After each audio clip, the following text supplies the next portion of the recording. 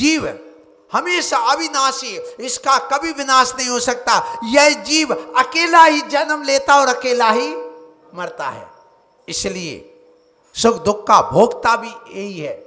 एको हम निर्ममा शुद्धो ज्ञानी योगेंद्र गोचरा, मैं एक हूं, अकेला हूं, दूसरा कोई मेरे साथ जुड़ नहीं सकता, मेरे सुख दुख का सहभागी उपचार से हो जाए, व्यवहार से, लेकिन निश्चय से नहीं हो सकता। फिर इसके बाद में सबसे ज्यादा उपयोग ज्ञान और दर्शन किस में है?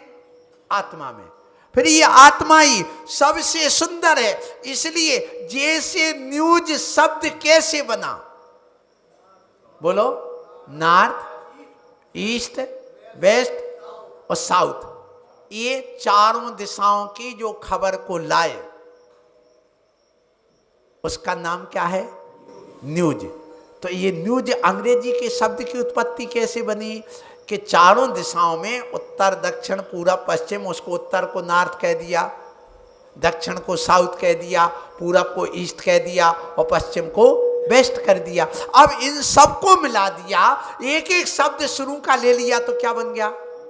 न्यूज बना। ऐसे आत्मा की संरचना क्या जब आया कि आत्मा को सोल क्यों कहा जाए, क्या नाम दिया जाए अंग्रेजी में, तो उस समय सोल इसलिए दिया गया कि अपने यहाँ जो जैन दर्शन में आत्मा की डेफिनीशन है, उस डेफिनीशन के आधार पर देखा गया कि देखो, एस फॉर सेफ, क्या कहा? सेफ का अर्थ क्या? सुरक्षित, अविनाशी। तो आत्मा कैसी है? सुरक्षित, अविनाशी, सेफ है। तो सेफ का क्या ले लिया? एस। फिर आत्मा अकेली ही सुख दुख का भोग करती है, अकेली ही जन्मती है, अकेली ही मरती है, कोई साथ में नहीं जाता है, इसलिए ओ फॉर ओनली, जो अकेली है। तो ओनली का क्या ले लिया? ओ ले लिया। फिर आत्मा के अंदर दो उपयोग है, ज्ञान और दर्शन। आत्मा ही सारे संसार में सबसे ज्यादा उपयोगी वस्तु है, तो कौन सी है?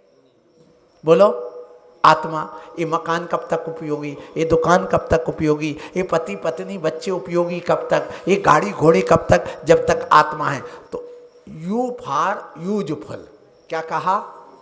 यूज फॉर यूजफुल, उपयोगी। तो कितने अक्षर हो गए? 3। क्या क्या हो गया?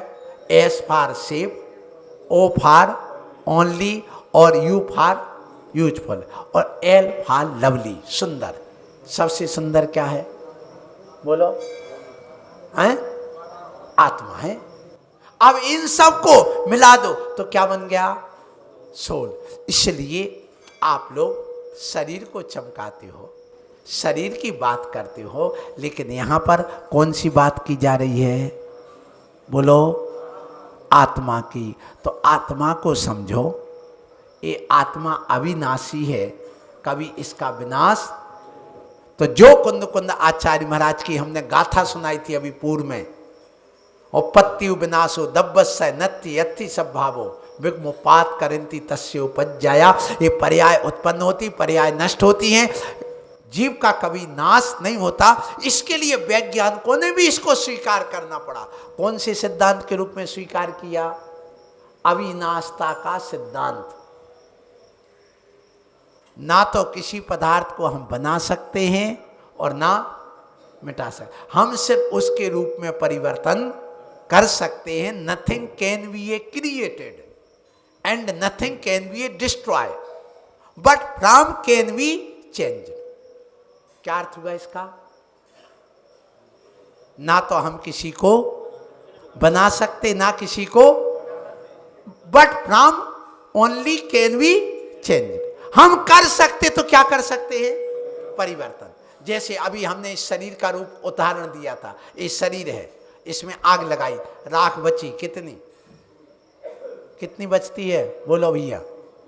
आप लोग तो जाते, मैं तो जिंदगी में एक ही बार गया एक मुर्दा जलाने, सिर्फ एक मुर्दा जलाया मैंने अपने जीवन में। सुभाष कितने जला चुके? बोलो, गिनती नहीं है ये सब। पर अभी तक बैराग क्यों नहीं हुआ? सुधा सागर महाराज तो मुनि बन गए और बड़े भैया घर में बैठी रहे। है। सिर्फ एक व्यक्ति को मैंने अपने जीवन में गया देखा, और वो ही देख करके ऐसा बैराग हुआ कि मैं हॉस्टल से गया, मैंने कहा इस संसार में कुछ नहीं, अब तो चलो। अच्छा हुआ बाप को आग नहीं लगाई। बिल्कुल। कौन थे? एक राजकुमार जी हैं, उनके पिताजी ये बड़े बाजार में रहते थे, वीरेंद्र गारमेंट वालों के पिताजी। क्या नाम था? बाबूलाल जी। कौन से गांव के थे? चांदामू वाले। हॉस्टल में रहता था, एमएससी पढ़ रहा था। फोन आया हॉस्टल में कि बाबूलाल जी चांदामूपुर वाले, उनकी डेथ हो गई। और 11 बजे फ़ोन आया, 2 बजे 3 बजे वहाँ अंत्येष्टि थी, तो वहाँ जाते थे, ईंटों का भट्टा था वहाँ चमेली चौक के आगे। तो जब उन 4-5 भाइयों को बिलखते हुए रोते हुए देखा, और जब वहाँ वो कपाल क्रिया देखी, वहाँ जलते हुए वो रो रहे हैं, चिल्ला रहे, सब कुछ वहाँ पर है, लेकिन अंत में क्या होना है बताओ? बस वो चीज देख करके वैराग्य की ओर कदम बढ़ते हैं इस जीव के। तो ऐसी क्रिया देखने के बाद ये शरीर नश्वर है, नाशवान है, ये नष्ट होना है। इस शरीर का आनंद मत लो, उस आत्मा को भी ध्यान में लाओ, उसको भी समझो, उसके भी कल्याण की भावना करो, उस आत्मा का स्वाद लो। आप अभी तक इंद्रियों का स्वाद ले रहे हैं, पर पदार्थ का स्वाद ले रहे हैं, और उसके लिए कहा आप लोग माताएं बहनें यहाँ बैठी हैं, ये बताओ आप लोग ठंडाई बनाती ना? चौके में तो रोज को मिलती ठंडाई। अच्छा, ठंडाई कैसे बनती है बोलो? डॉक्टर साहब की श्रीमती जी बोलो, ठंडाई कैसे बनती है? बीजे मिलाते हो, खसखस मिलाते हो, पिस्ता मिलाते हो, बादाम मिलाते हो, सौंफ मिलाते हो, काली मिर्च मिलाते हो, सबको मिला दो तो क्या बनेगी? गरम मसाला बनेगा। क्या बनेगा? गरम मसाला बनेगा ना। जब तक उसमें पानी नहीं डालोगे तब तक ठंडाई। बैठो, क्या डालना उसमें? अच्छा, पानी को याद करता है कौन? अब जब आप ठंडाई का स्वाद लेते हो तो क्या कहते? अरे ज्यादा मिर्चा ज्यादा हो गया, इसमें पनीली पनीली ज्यादा हो गई, इसमें पानी ज्यादा हो गया, ऐसा कभी कहते हो नहीं। आप हमेशा उसको नमक का, मीठे का, आदि आदि का ठंडाई का ज्ञान लेते हो। उस पानी को तुम भूल जाते ठंडाई बनाते समय। इसी प्रकार से कहा गया है कि ये प्राणी जैसे नमक मिर्ची आदि का स्वाद ले रहा है। आप सब्जी बनाते हो, ठंडाई बनाते हो, आपको स्वाद आता है किसका? नमक मिर्ची मीठे का। आप उस पानी को भूल गए हो। ऐसे ये संसारी प्राणी विषय कसायों को तो याद करता है, इस प्राणी आत्मा को भूल गया है, इसलिए संसार में भटक रहा है। बस इतना ध्यान रखो। आप कब इंद्रियों का स्वाद लेते हो, इंद्रियों का आनंद लेते हो? ईमानदारी से बताओ, आत्मा का स्वाद कब आया? लेना है? लेना है? पक्का है? तो मैं आपको ध्यान कराऊं, आप लो उसका आनंद। आओ, हमें भीड़ नहीं चाहिए, हमें वो जिज्ञासु सम्यक दृष्टि चाहिए जो इसको जानने की और समझने की, ध्यान करने की कोशिश कर सके। मैं आपको जरूर इस बात पर लेकर के चलूंगा, कहूंगा। सो आप लोग ठंडाई का स्वाद लेते हैं पर उस पानी का स्वाद नहीं लेते। आप लोग सब्जी खाते हो, आप लोग दाल खाते हो, ये बताओ आप दाल का स्वाद लेते हो कि छौंक बघार का स्वाद लेते हो? हैं?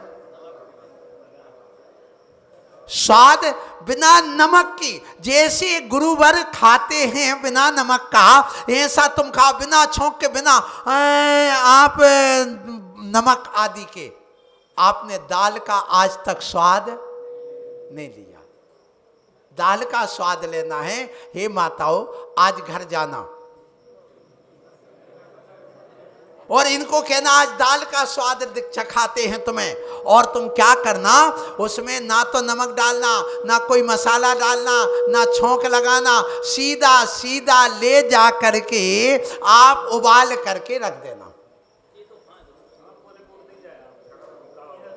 है।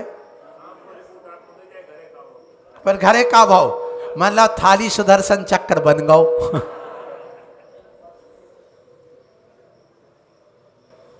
आज तक तुमने स्वाद नहीं लिया, ना वो सब्जी का लिया है, ना दूध का लिया है, ना दाल का लिया है। तो जैसे तुम्हें ये बघार पसंद आ रहा है, बनाओ और अपने आप में आओ। आत्मा के इस स्वरूप को समझना है तो आत्मा एक द्रव्य है, आत्मा एक पदार्थ है, आत्मा एक तत्व है। तत्व क्या है? जो निरंतर परिवर्तनशील है, उसका नाम तत्व है। अतति, परिणति, गच्छति, जो निरंतर जिनकी पर्यायें परिवर्तित हो रही हैं, उसका नाम तत्व है। ये भी ध्यान रखना। तत्भावम तत्व, जो है जैसा, बस जो स्वरूप जिसका जैसा है वही उसका तत्व है। तो आप तत्व तो बने, जीव तत्व तो हैं, लेकिन स्वरूप को नहीं समझ पाए, अपने धर्म की ओर नहीं आए, तो उसकी ओर आना। ये जीव तत्व या आत्मा तीन प्रकार की, बहिरात्मा, अंतरात्मा और आप कौन सी आत्मा हो? देह जीव को एक गने, बहिरात्म तत्व मुदा है। तुम्हारे अंदर श्रद्धान आ गया कि मैं शरीर नहीं, इतना श्रद्धान सबको है कि नहीं, बोलो है ना? तो आप कौन हो गए? सम्यक दृष्टि। जो शरीर और आत्मा को एक गिनता है वो मिथ्या दृष्टि, और जो शरीर से अपनी आत्मा को भिन्न समझता है वो कौन है? सम्यक दृष्टि। सम्यक दृष्टि कैसा रहता है, मिथ्या दृष्टि कैसा रहता है? सम्यक दृष्टि गीले नहीं सूखे नारियल की समान होता है, और मिथ्या दृष्टि गीले नारियल के समान होता है। नारियल दो प्रकार के आते बाजार में। अब सूखा नारियल और गीला नारियल में क्या है? सुनो, गीला नारियल बाहर की नरेटी से चिपक कर के रहता है, जब बाहर की नरेटी फोड़ो तो अंदर की नारियल भी टूट जाता है। और सूखा नारियल बोलो, जब बजाओ तो अलग बजता है। तो सम्यक दृष्टि सूखे नारियल के समान कहता है, वो बजता है, आत्मा अलग है और शरीर अलग है। और जब तोड़ो भी तो आत्मा को नहीं तोड़ने देता, वो सोचता मेरा विनाश नहीं होगा, होगा इस शरीर का होगा। जैसे वो नरेटी का विनाश होता है, नारियल अंदर का गोला साबुत निकलता है। तो सम्यक दृष्टि किसके समान है? बोलो। और मिथ्या दृष्टि आप किसके समान हैं? सूखे नारियल के समान। ताली तो बजा दो सब लोग आके। सबके मुख से क्या निकला? हम किसके समान हैं? सूखे नारियल के। तो हम कौन हुए? सब सम्यक दृष्टि हैं। तभी तो जिनेंद्र भगवान के मंदिर में बैठे। ध्यान रखो, कभी नहीं कहना मैं मिथ्या दृष्टि हूं, बिल्कुल मत कहना। क्यों? यदि तुम देव शास्त्र गुरु को मान रहे हो, जो कारण है सम्यक दर्शन का, श्रद्धा नम परमार्था नाम आप्तागम तपोव्रताम त्रिमूढ़ा मोढ़ मष्टांगम सम्यक दर्शन मस्मयम। तो आप देव शास्त्र गुरु को मानते हो कि नहीं? बोलो। मानते हैं। तो आप कौन हुए? अच्छा, आप सात तत्व को स्वीकार करते कि नहीं? करते हो। तो आप कौन हुए? सम्यक दृष्टि। आप अपने आप को ये मानते हो कि ये भगवान की शरण में ही हमारा कल्याण होगा, ये मानते कि नहीं? ये जनवाणी हम सुन रहे, क्यों सुन रहे हैं? बोलो। मनोरंजन के लिए, पैसा ऐसा के लिए? क्या हम तुम्हें टोना टोटका कराने के लिए, संसार में भटकाने के लिए उपदेश दे रहे हैं? क्या आपको ये उपदेश अपने कल्याण का लग रहा कि नहीं? तो कौन लगे आप? सम्यक दृष्टि है। सीधी सी बात। सम्यक दृष्टि जीव, ध्यान रखो, वह संसार में रहता है, ये पक्की बात है, और संसार के विषय भोगों को भी भोगता है। और विषय भोग भोगता है, कैसे भोगता है ये भी ध्यान रखो। एक उदाहरण वो भी जाते जाते सुन लो आज। जैसे हिरण होता ना, हिरण और एक बिल्ली, दो चीजें अलग अलग है ना। बिल्ली जब दूध पीती है, आप कभी देखना, तो क्या करती है, आंख बंद कर लेती है कि मुझे कोई नहीं देख रहा। और जब हिरण अपना घास फूस खाती तो कान खड़े कर लेती है। और थोड़ी सी आहट मिली कहीं से, चाहे वो शेर की मिले, चाहे वो किसान मालिक की मिले, वो तत्काल अपनी उस बाउंड्री से छलांग लगा करके अपने सुरक्षित स्थान पर जा करके अपने समूह में बैठ करके और सुरक्षा में बैठ जाती है। अलर्ट हो करके कान खड़े करती, कहाँ से आवाज आ रही, कौन आ रहा। इसी प्रकार ध्यान रखना, सम्यक दृष्टि जीव विषय भोग रहा है, और जैसे आहट मिली, महाराज आए, आहट मिली, अभिषेक की घंटी बजी, वो सुरक्षित स्थान ने यहाँ आकर के और भगवान के अभिषेक पूजन और स्वाध्याय में लग जाता है।